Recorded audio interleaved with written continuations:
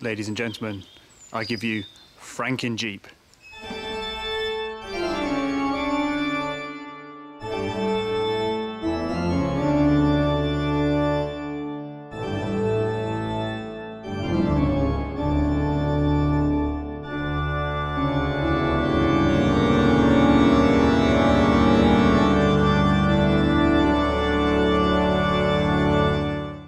Yes, it's that time. Frankenjeep has been born. Frankenjeep isn't really a monster, he just looks that way. He's more misunderstood really, I think, like most of us. But this is Frankenjeep then, and you can see we've moved on quite well actually then. He's made out of the corpses of many dead Jeeps, which have been reanimated to create what you currently see here, this hideous monster. But really, he will turn out good in the end, I promise. Guys, yeah, welcome back to the 43 Willys MB project. Hope you've had a good week. I've been doing a lot of work, which is good news. We've been moving on pretty well, and making Frankenjeep was just one part of that, just to see how he's all looking and see how things line up roughly, which is pretty good really actually. As you can see, I've got some more bits here which you guys won't have seen. We've got the later Willys MB grill, which is nice, and this is a good one actually. There are some repairs to do to it like most of them, but he's pretty straight actually. The bars are straight or mostly straight, and it's not too bent, so just a bit of tweaking and he should be pretty good. Whether I need a dimple or not in the top here, I don't think so, because I'm trying to do a mid 43, and I don't think I need a dimple there, so perhaps I'll change this grill at some point, but I've just got hold of one anyway. Same with the hood as well. We've got a good Ford hood on here, which is annoying again, because another good Ford piece. And this is a good hood actually. We can have a look at it in a second. But again, this is the later Ford style, and I need the early ACM, which is not so easy to come across. So I'll probably just work on the hood, do it up, and sell it or keep it as a spare or something like that. But at the moment we can make Frankenjeep. And as you can see, he is hideous, but he's beautiful really, and he's going to make a good Jeep. And I'm pleased with him because he's pretty straight, which is great. You know, if you buy a Jeep to do up, often they're all smashed in at the front, or the hood's all dented and what have you. Whereas I've been able to select the parts, and I've got a good flat grille, although not perfectly correct at the moment, and a good hood as well. So, Frankenjeep is beautiful really, especially to me. We've got the Willys of France fender on that side, and then this, just another fender on here, which needs a bit of work. But yeah, here he is. Let's have a look at the hood then, and just have a look at a couple of the features on this later Ford hood. Here's Frankenjeep's hood then, which is this Ford type, and this is the later one, which is the, I think it's the 3-piece as opposed to the 2-piece.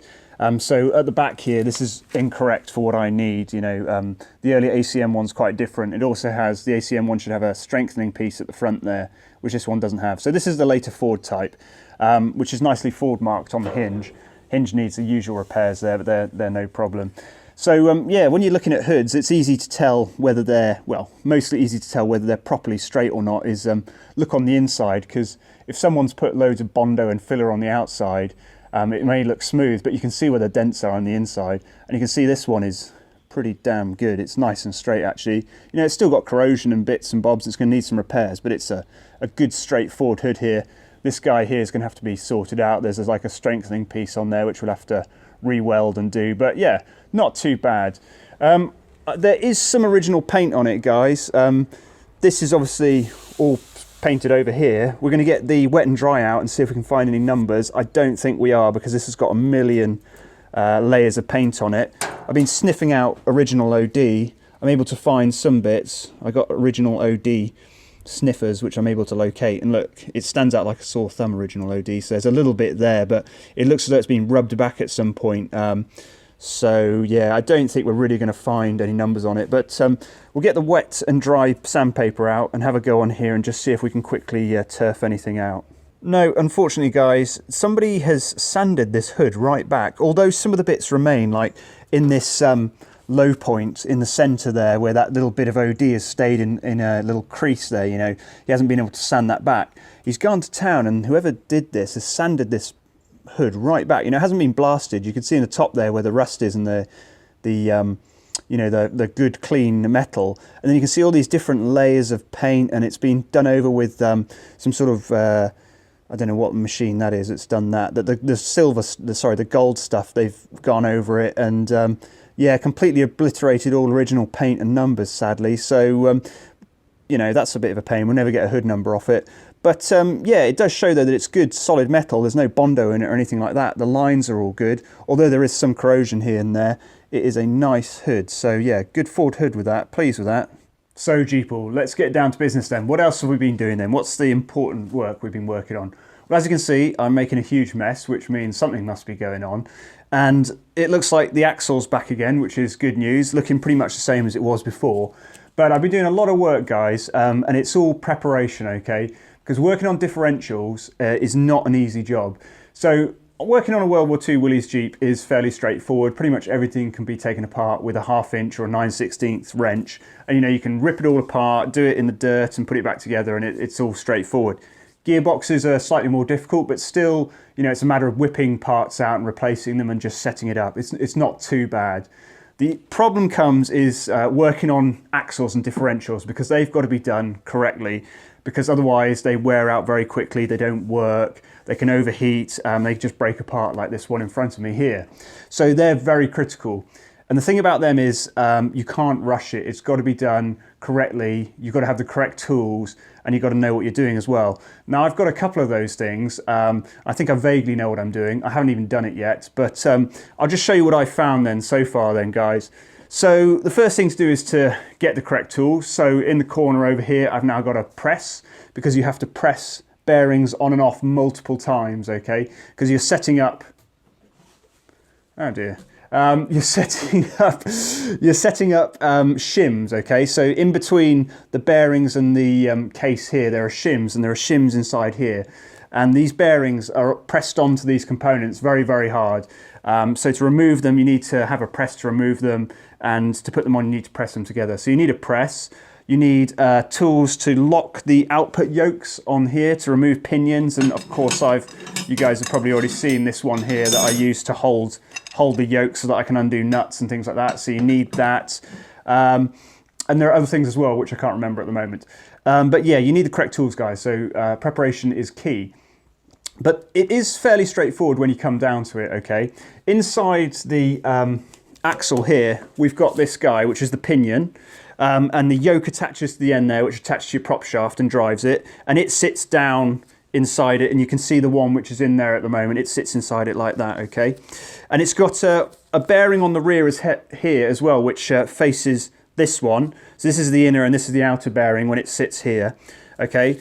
And what you have then is the inner bearing sets the depth. So inside the housing is a cone. Okay, this is the cone here, guys, who's pressed into the housing. And what you do is by putting shims behind the cone, you can push it forward or backwards, which moves the pinion forward or backwards inside the housing, which then means that it meshes, when it comes to it, it meshes forward or backwards on the teeth of the ring gear here, okay? So that's how you set up, well, that's how you move the ring gear forwards and backwards within the housing, and how it meshes with this here, okay? And to set that up, what you can do is you can do it by trial and error, or you can measure the depth of the pinion within the housing, and you can set it to a datum, and then you move it as you need to, okay? And to do that, all you need to do is this, where the bearing clamp or the halves sit here, that's halfway through the axle centre line there, and halfway from the axle centre line to the end of the pinion should be 2.25 inches, so 2¼ inches. So if you just put a plate across these bolt holes here with a hole in it where you can get a depth gauge which pushes down onto the head, you can then work out how far away you are from 2.25 inches to the centre of the pinion, okay? So I've got to make a fixture which goes from here to here, across there, do a hole in the centre, and then drop my depth gauge to see how deep this pinion is in here, and then add or remove shims till this pinion is 2.25 inches away from the centre line of the axles here. So that sounds quite straightforward, but it is difficult because you've got to bang this or remove this bearing shell. You've got to take it in and out multiple times to set the depth up correctly. And even when you have set it to the datum of 2.25 inches, that may be incorrect for the ring gear, and the pattern on the ring gear may be wrong. So there's a hell of a lot of taking it in and out. So you set up the depth, you set how deep the pinion is inside the housing, you set that up. Once you've done that, you can then add and remove when the bearing comes to sit on here, there's a collar which goes here, and then you can put shims here, and then the bearing goes on top, so you can move that bearing forwards and backwards. And how far out it is and how far it is sets the resistance to turning of the pinion. So you set it so that it's just got a slight drag when you rotate the pinion. You can just feel a slight drag. So you add or remove shims there, and that's called the preload of the bearing. So you set that up as well. So you've done that, your pinion's set in the housing, you set up the preload, then you can move on to working on the ring gear here. Okay, so the ring gear sits in like this. And what we do is then you can set up the preload on these bearings. So you put an equal amount of shims between these bearings and the carrier here. So what that does is it either moves the bearings out or brings them in. So that sets the resistance of how hard it is and how hard it is in the case. So you set that up. And then by moving shims from one side to the other, you can then walk the ring gear and the carrier this way or that way. And that sets up the backlash. How can we explain backlash, Elia? Easy. You can set up the backlash, which sets up how much play there is between the mating of the pinion and the ring gear. So how much, it can rotate before it takes up the slop either side. So you move it this way or that way. And again, that sounds very straightforward, but the problem is you have to set up a very accurate pattern on these teeth of how they intermesh with this pinion. You have to, you look at it and you can see where you paint it up with a marking compound and you can see how it meshes together. And by looking at that, you can see what you need to do, whether you need to move the carrier this way or that way, or move the ring gear in or out. So there's a lot of going, setting it all up, going backwards and forwards and doing it multiple times. So it takes a very long time. And because, as I said, these bearings are on very hard, you have to be careful not to wreck them. So this is why you need the correct tools to remove these bearings and press them on again. And what lots of guys do is they take an old bearing like this and they hone out the inside diameter of it so it's just an easy slip fit, so that rather than pressing them on really hard each time, you can just slip them on and off, get the pattern, the wear pattern correct, and then you put on your actual bearings you're going to use and you can press those on for the final time and put it all together, and it should still be correct, hopefully. So it is a difficult, slow, laborious process, which I haven't attempted yet. So at the moment I'm feeling pretty positive about it, but I think that's probably going to change. You're going to see me in the next video probably spitting feathers about this. But we're at the stage at the moment where we've got a clean housing, we've got a new pinion in there, we've got the old shim stack and old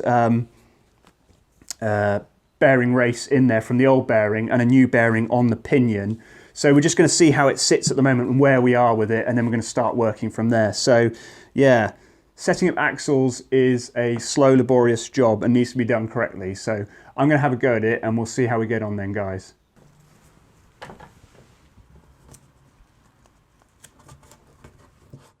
Yeah, so guys, that's just a quick roundup there. Apologies to those of you who know about axles and know better than I about what's going on here. Just trying to explain it quite simply there, just to give you a quick idea. So apologies for any inaccuracies there. But other stuff we're working on, guys. The hubs are all out at the blasters, getting blasted. So once that's all back and this is done, we can start spraying this up and getting things assembled, which is going to be awesome, and get the Jeep chassis rolling. Got shackles for it to hang the springs off with.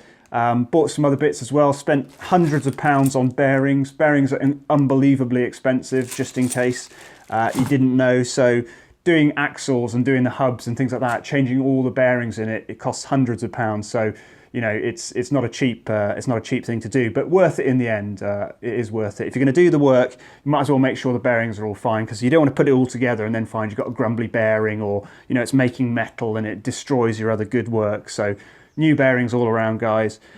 Picked up some other bits as well, of course. Frankenjeep got a face, and also other various things. This is just one interesting one. Used socket, trailer socket. I've got a good one, a NOS one actually, but it didn't have the cover for it for some reason. The NOS ones don't come with a cover. I have no idea why. So but now I've got a cover.